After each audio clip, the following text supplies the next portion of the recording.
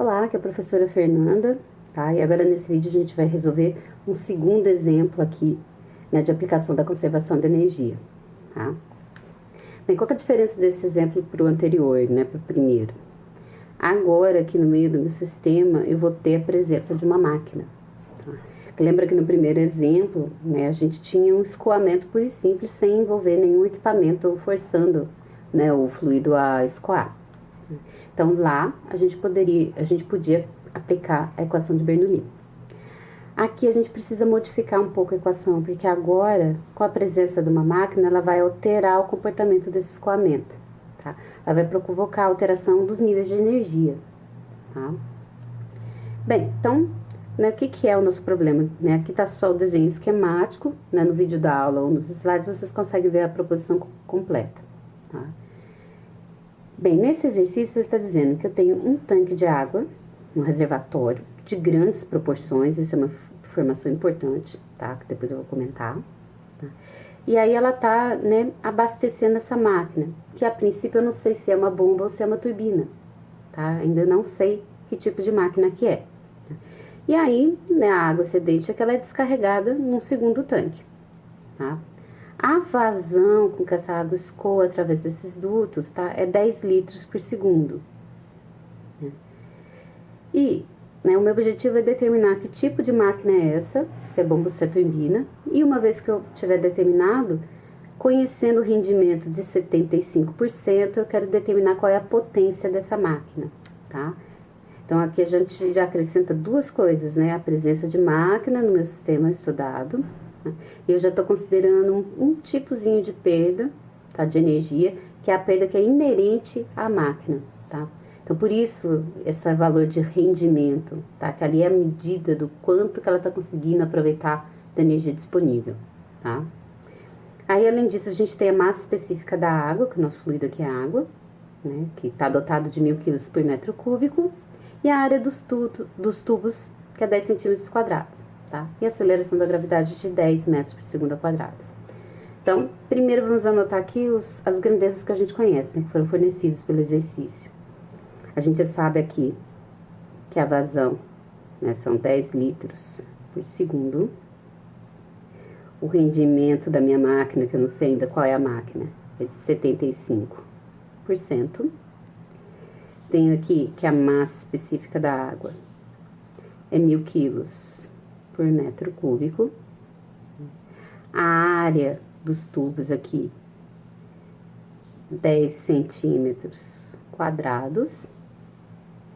Aceleração da gravidade de 10 metros por segundo ao quadrado, tá? Bem, né, os nossos pontos 1 e 2, que seria entrada e saída, tá, do sistema, vai ser, ó, aqui, nesse nível do tanque, no nível da água do tanque.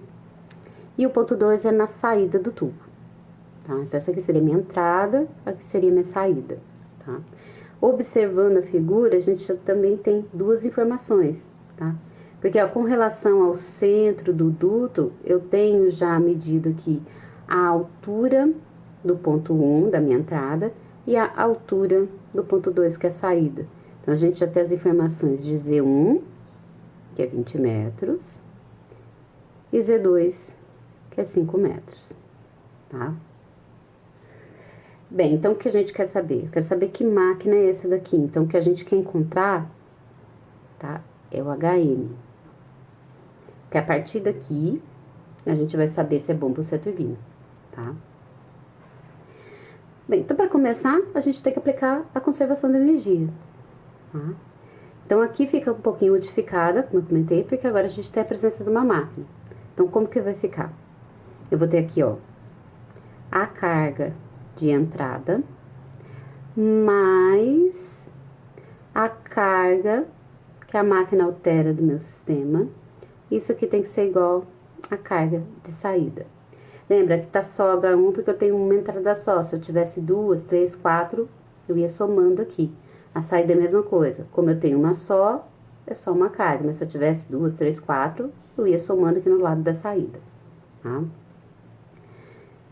Bem, então vamos abrir aqui, né? Porque H1 e H2 a gente conhece, tá? É bem parecido com a equação de Bernoulli. Então, aqui da carga 1, a gente vai ter, né, a energia potencial, a cinética e a de pressão. Então, vai ficar aqui Z1, né, a altura do ponto 1, mais a velocidade do ponto 1 ao quadrado dividido por 2G, mais a pressão no ponto 1 dividido por ρg. Né? Mais a carga da máquina, que é o que eu quero encontrar, igual, né, a esses valores da saída. Então, é Z2 mais V2 ao quadrado sobre 2G mais P2 sobre ρg. Bem, então vamos observar aqui a equação e, né, o nosso problema aqui, né, o nosso sistema, para ver se a gente consegue simplificar alguma coisa ou não, tá? O nível aqui, ó, desse reservatório, né, essa parte está aberta para a atmosfera. Tá? Então, a minha pressão aqui no ponto 1 é a pressão atmosférica. E na saída 2 aqui, ó, acontece a mesma coisa, porque esse duto aqui, ó, ele tá, né, aberto para a atmosfera, ele não tá fechado, né, ou ligado aqui no fundo do tanque. Tá? Então, a pressão aqui na saída também é a pressão atmosférica, tá? Então, a gente vê aqui, ó, que P1 é igual a P2, que é igual à pressão atmosférica, tá? Então, o que vai acontecer aqui com a minha equação, tá? Se eu for trabalhar, né, na escala absoluta, tá? Quando eu fizer, então, P1 menos P2 vai dar zero, porque os dois são iguais. Ou se eu estiver trabalhando na escala relativa, tá? Na relativa, a pressão atmosférica vale zero. Então, esse termo aqui vai a zero e esse termo aqui também. Então, a gente vai simplificar a nossa equação aqui, ó. Esses dois termos não estão acrescentando energia no meu sistema, tá? Bem, então, o que a gente vai ficar aqui, né? Aliás, né, tem mais uma coisa que a gente pode simplificar. Como o meu ponto 1 eu estou dotando em cima do nível do líquido, né? E esse nível não varia, quer dizer que esse ponto fica estático, tá? No mesmo lugar. Então, a velocidade dele também é zero, tá? Porque esse nível aqui não sobe nem desce ao longo do tempo, ele fica parado. Tá? Então, o que vai sobrar na equação para a gente calcular aqui, né? Ficam as alturas, tá? E a velocidade de saída do meu fluido. Então, vai ficar aqui, ó. Já vou aproveitar também, ó. Eu vou passar essa cota Z1 para cá, para eu ficar com a carga da máquina isolada. Então, a gente vai ter que a carga da máquina vai ser Z2 menos Z1. Ó, peguei Z1 positivo, passei para cá negativo. Mais a velocidade de saída ao quadrado sobre 2G. Tá? Esses valores a gente tem, né? Que aqui é 5 metros, aqui é 20. Só que a gente precisa encontrar esse valor aqui da velocidade. Aqui tá mais simples porque já foi dado para mim a vazão no duto, tá? Então, a partir da vazão e a área, eu vou conseguir determinar a velocidade de saída, tá? Deixa eu ver como é que eu vou por aqui. Vou pôr um ponto e vírgula aqui. Então, a gente tem, ó, que a vazão é velocidade, e aqui vai ser em 2, vezes a área em 2. Então, para achar a velocidade, eu vou dividir a vazão pela área. Presta atenção que a minha vazão foi dada em litros por segundo. Eu não posso colocar isso na equação, tem que ser metro cúbico por segundo, tá? Então, para passar de litro para metro cúbico, é só dividir por 1000. Tá? Então, isso daqui vai ficar, ó, 0,010. Dividido, e aí a gente vai vir na área, ó. A área tá dada em centímetros quadrados. De novo, tem que passar para metro quadrado, tá? Então, o fator de conversão aqui, de centímetro quadrado para metro quadrado, 10.000. Eu tenho que dividir por 10.000, tá? Então, aqui vai ficar 0,0010. Deixa eu ver, 1, 2, 3, 4, 5. Não, tá um a mais aqui. Deixa eu corrigir. Então, dividido por 10.000 vai ficar, ó, 0,0010. Quando a gente fizer essa divisão, tá? Vai dar que a minha velocidade é 10 metros por segundo. Tá? Então, agora, né, com essa informação, a gente tem todos os valores para calcular a carga da máquina. Então, voltando aqui na equação da energia, a gente vai ter que a carga da máquina é altura em 2, que são 5 metros, menos a altura em 1, que são 20 metros, tá? Mais essa velocidade ao quadrado, tá? Então, vai ficar 10 ao quadrado, dividido por 2 vezes 10, que é a aceleração da gravidade. Então, quando a gente fizer essa conta aqui, ó, eu vou ter que o valor da carga da máquina, tá? Vai dar menos 10 metros. Lembra que a equação dessa forma das energias em termos de metro, tá? Bem, como o sinal da carga que deu negativo, tá? Isso significa que a minha máquina é uma turbina. Por quê? Lembra que turbina, ela retira energia do sistema para produzir trabalho para fora desse sistema, ela consome energia. Então, por isso o sinal negativo. Se fosse bomba, seria positivo, porque a bomba adiciona energia ao meu sistema, tá? Então, eu fiz o cálculo do negativo, essa máquina é uma turbina. Isso aqui é uma informação importante, porque dependendo da máquina, tá? É a maneira com que a gente calcula o rendimento.